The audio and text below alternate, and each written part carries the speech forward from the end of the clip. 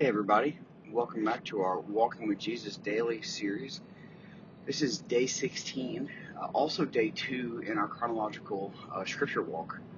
And yesterday was an awesome day as we began this journey, understanding what the importance of an eyewitness account is, understanding the importance of what Luke was writing, and the importance of what the entire Gospels are written and founded on, which is the eyewitness accounts of actual, factual, historically accurate things that happened in the lives of many people at the time where Jesus walked the earth. So we can be sure and certain that the things that we were taught and the things that we know are true. Okay? Now we flip over to John. John is not the same as Luke. John is an actual eyewitness where Luke was not. John is a Jew, which Luke was not. John was a fisherman, where Luke was a physician. John was not a historian, but he was a apostle, sent by Jesus himself, selected by Jesus himself, along with his brother James. John was one of the sons of thunder. John was, like we said, a fisherman by trade, and because of that, it made him unique to the mission that Jesus had set for him. So as we read about John, we're going to read about Jesus, but through the book of John. But there's also things in here about John that are important for us to remember. This is the milk section. We're going to call this, from this point forward and backward, milk and meat. And this first overview will be the milk section. The meat will be in the second section. And that way, we can hit this on a surface level, historical level, and based on the facts, and then we can hit it on the spiritual level, that it was really intended to be read at and see and know the difference. So let's get started here. It's going to be John, the Gospel of John, chapter 1. This is the New Testament. Chapter 1, Matthew, Mark, Luke, and John. And then it's going to be verses 1 through 5 is where we're going to start. I'm going to read a couple different versions, but let's get started here. It says, "In the beginning was the Word, and the Word was with God, and the Word was God. He was in the beginning with God. All things were made through him, and without him was not anything made that was made. In him was life, and the life was the light of men. The light shines in the darkness, and the darkness has not overcome it." There's a lot here. So let's hit this. Let's hit this at the very first time we've ever read this. What is this actually saying? What does this actually mean? Level. In the beginning, a nod back to the very beginning of the writings, the very beginning of life, creation. Genesis starts with, in Genesis 1:1, in the beginning, God created the heavens and the earth. Right? We know that pretty well. We've read that or said that many times. And that we can go into a lot deeper as well. But what we read about when we're in Genesis is that we read of God, but we also read in verse 2, the earth was without form and void, and darkness was over the face of the deep, and the Spirit of God was hovering over the face of the waters. What we can know from reading Genesis, comparing it to John, is that there was God the Father in this place, and simultaneously there was the Spirit of God hovering over the waters or the face of the deep. So we know God and His Spirit were present at this time. Now, this is what John says. In the beginning was the Word.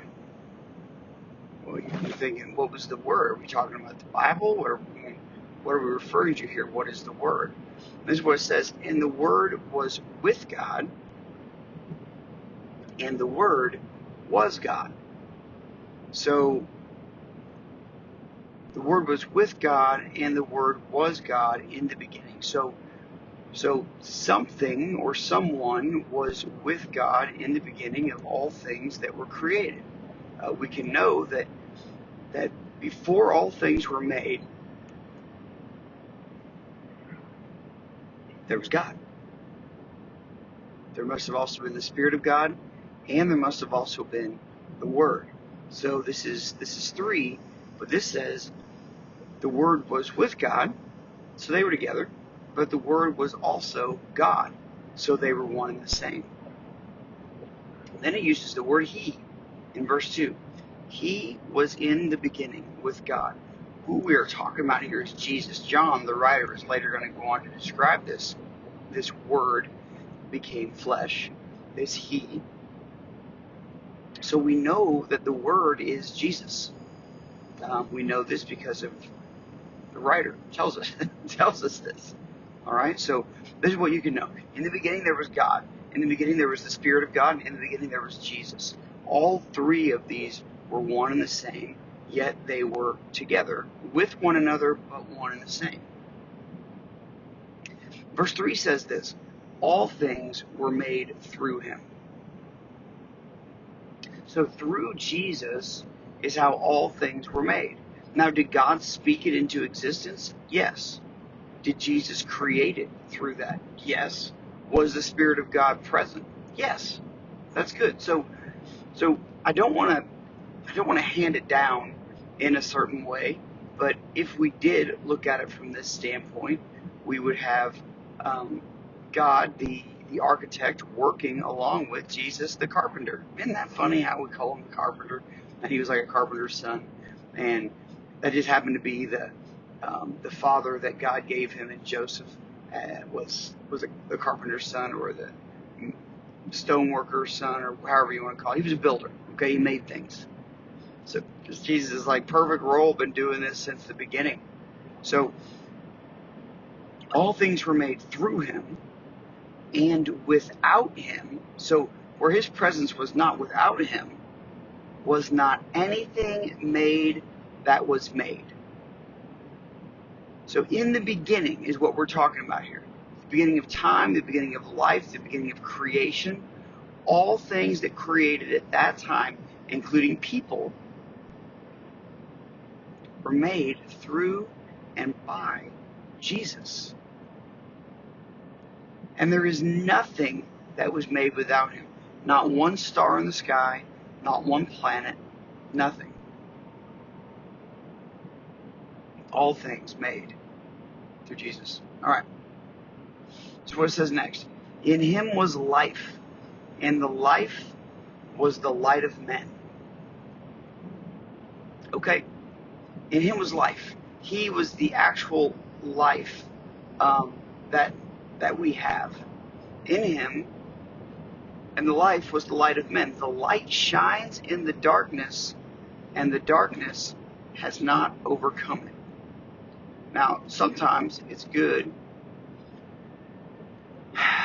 to read different versions, to get a different feel for different things.